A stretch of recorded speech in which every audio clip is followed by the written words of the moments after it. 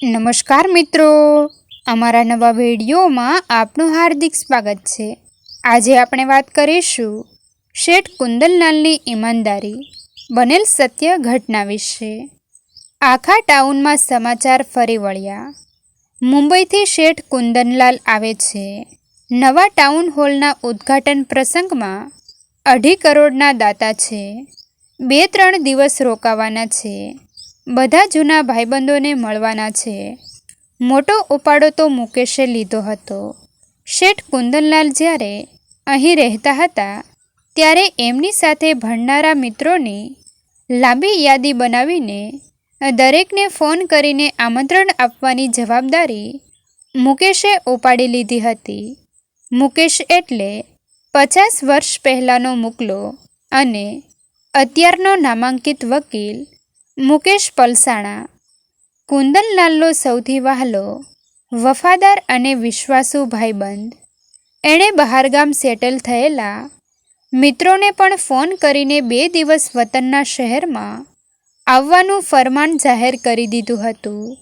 વાપીજી આઈડીસીમાં 4 chemicals factory ધરાવતા કનક મહેતાને મુકલાએ કહી દીધું હતું, અરે કન્યા, બહુ કમાયો, હવે 2 દિવસ નોટો છાપવાનું બંધ કરીને અહીં આવી જા, કુંદન આવવાનો છે। અમદાવાદમાં મોટો હોદ્દો ધરાવતા આઈપીસીએસ જાડેજા સાહેબને મુકલાએ બાળપણની દોસ્તીના અધિકારથી કહી દીધું હતું, બાપુ, 2 દિવસ તમારે આવી જવું પડશે, જો નહીં આવો તો અમે બધા ભેગા થઈને તમારી ઉપર ફોજદારી કેસ ઠોકી દઈશું। આપણો કુંદન આવવાનો છે। મસાલા કિંગ રાજુ, શેર બજારનો સટ્ટા કિંગ સતીશ, મોટર બાઇકનો મોટો શોરૂમ ધરાવતો જયેશ, કાપડનો વેપારી તાકાવાલા અને ઘાસી શેરીમાં રહેતો રફીક, કોઈને બાકાત રાખવામાં આવ્યો ન હતો।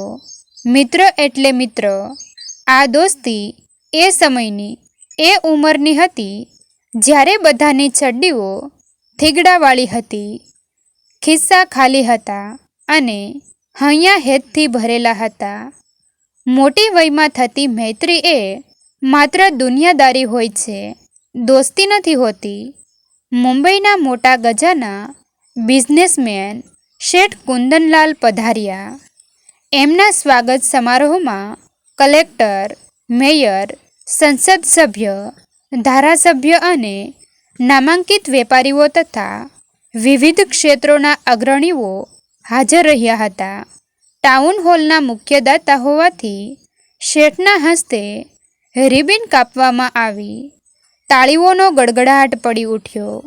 શેઠ પ્રસંગોચિત 2 શબ્દો બોલવા માટે માઇક પર આવ્યા।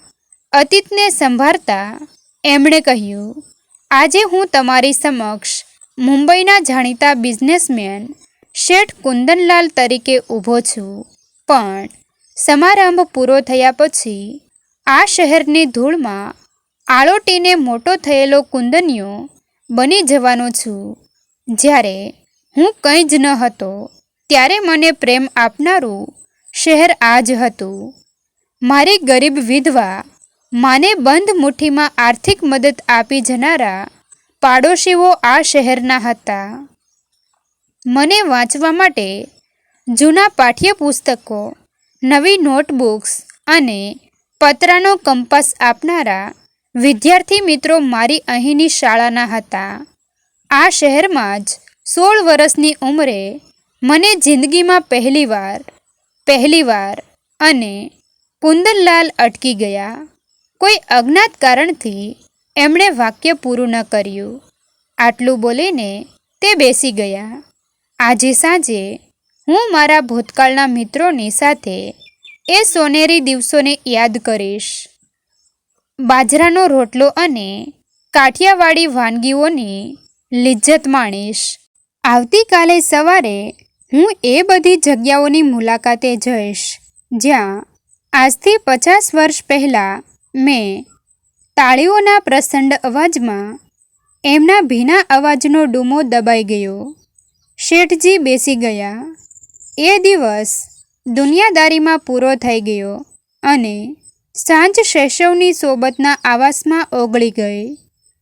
વકીલ મુકલાની પત્ની રશ્મિ ભાભીએ બનાવેલી કાઠિયાવાડી વાનગીઓ હોજરીની ભૂખ માટે હતી, તો ભાઈબંધો સાથેની મજાક મસ્તી મનના જમણવાર માટે હતી. રાતનો 1:30 વાગ્યો ત્યારે હવા શાંત થઈ. કુંદનલાલ પથારીમાં પડ્યા.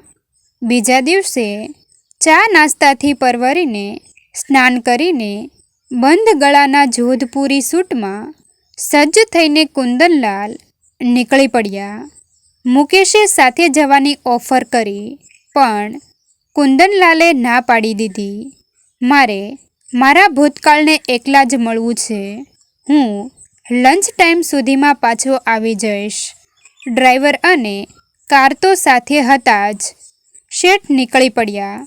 એ જૂના રસ્તાઓ જે ક્યારેક વિશાળ રાજમાર્ગ જેવા લાગતા હતા, એ આજે સાવ સાંકડા લાગી રહ્યા હતા. જે રસ્તા પર કુંદને ભાડાની સાયકલ ફેરવી હતી, ત્યાં આજે એમની 80 લાખની કાર સરકી રહી હતી. ભૂતિયા આંબલીવાળા ખાંચા પાસે મોહન વલ્લભ એની સેવડાની લારી લઈને ઊભો રહેતો હતો. અત્યારે એ આંબલી હતી, પણ મોહન ન હતો. ઢાળ ચડીને રસ્તાની ટોચ પર આવેલી એક સાંકડી શેરીના નાકે આવીને ડ્રાઈવરે ગાડી ઊભી રાખી દીધી. શેઠજી, કાર यहाँ से आगे नहीं जाएगा, यहाँ से आगे मुझे भी नहीं जाना है. બબડીને શેઠ ઉતરી ગયા. એમનો મુકામ આવી ગયો હતો. શેરીમાં દાખલ થવાનો પથ્થરિયો કામનાર દરવાજો જર્જરિત થઈ ગયો હતો. લાંબા પટ્ટે પથરાયેલી સાંકડી શેરીના સન્નાટો તેમાં પ્રસરેલો હતો. શેઠ વિચારી રહ્યા, આટલી સાંકડી શેરીમાં અમે 10-12 મિત્રો રમતા કેવી રીતે હોઈશું? ગિલ્લીદંડા, કપડાં ધોવાનો ધોકો અને કાપડના ડૂચાનો દડો, સંતાકુકડી, સાત તાળી, લંગડી જેવી રમતો કેવી રીતે? શાળાના મિત્રો અલગ હતા, શેરીના ભેરુઓ જુદા હતા. રમણબાડો એક નંબરનો તાકોડી હતો. બંને હાથમાં 6 આંગળીઓ ધરાવતા લલ્લુનો પંજો બહુ ભારે હતો. શાંતા માસીનો દિલીપ ભમરડાવાળો મહારથી હતો. જયલો ને મયલો 2 જોડિયા ભાઈઓ ગલ્લીદંડાના નિષ્ણાત હતા. એમની યાદ આવી અને કુંદનલાલનો જમણો હાથ કપાળ પર ગયો. જયલાએ ફટકારેલી ગિલ્લીની છાપ હજી પણ ત્યાં મોજૂદ હતી. ત્યારે તો સખત પીડા થઈ હતી. અત્યારે એ પીડાની યાદનું સુખ અનુભવાયું. કુંદનલાલ આખી શેરીમાં આંટો મારી આવ્યા. મોટા ભાગના મકાનો બંધ પડ્યા હતા. જેમાં માણસો રહેતા હતા એ અપરિચિત હતા. જે શેરી વહેલી સવારથી પાણીના કકળાટ સાથે ઉઠતી હતી અને રાતે બાજુમાં આવેલા રામજી મંદિરમાં ગવાતી રામાયણની ચોપાઈઓ સાથે જમતી હતી, એ અત્યારે ધોળા દિવસે શાંત હતી. વિષાદગ્રસ્ત મન લઈને કુંદનલાલ પાછા ફરી ગયા. ગાડીની દિશામાં જવા લાગ્યા. જમણી બાજુએ જ્યાં રમા માસી રહેતા હતા, એ ઘર તરફ અમસ્તું જ જોવાઈ ગયું. અમસ્તું તો કેમ કહેવાય? સુમન એ ઘરમાં જ રહેતી હતી. ડામચિયાની પાછળ સાંજના અંધારામાં સુમીને જિંદગીમાં પહેલીવાર ચૂમી હતી.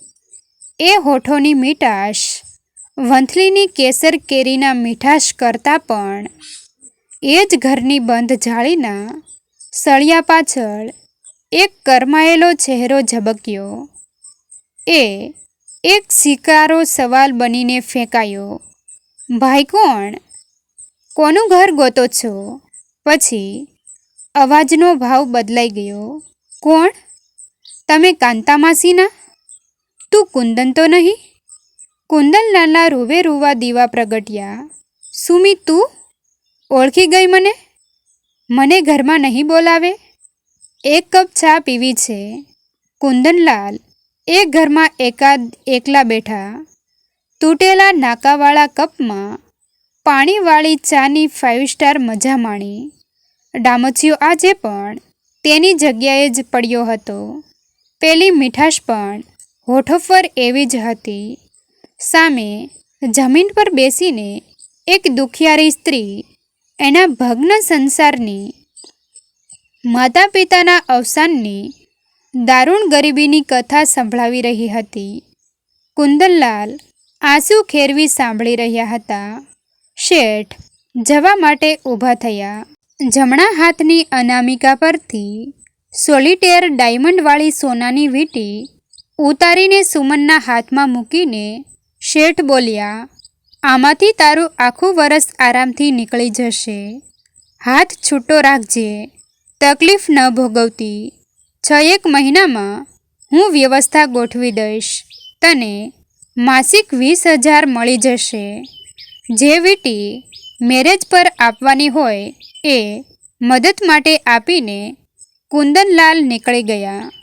કોણ કહેતું હતું કે શેરી સન્નાટામાં સૂતી હતી? એક જ જાણીતી અને ગમતી વ્યક્તિની હાજરીએ આખી શેરીને થનગનાટથી ભરી દીધી હતી.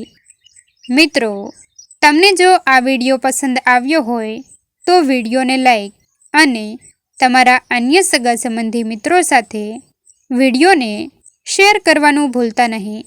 અને આવા જ નવા જીવન ઉપયોગી, જીવનમાં કંઈક નવું કરવાની પ્રેરણા મળે તેવા વિડીયો જોવા માટે અમારી ચેનલ સાથે બન્યા રહો.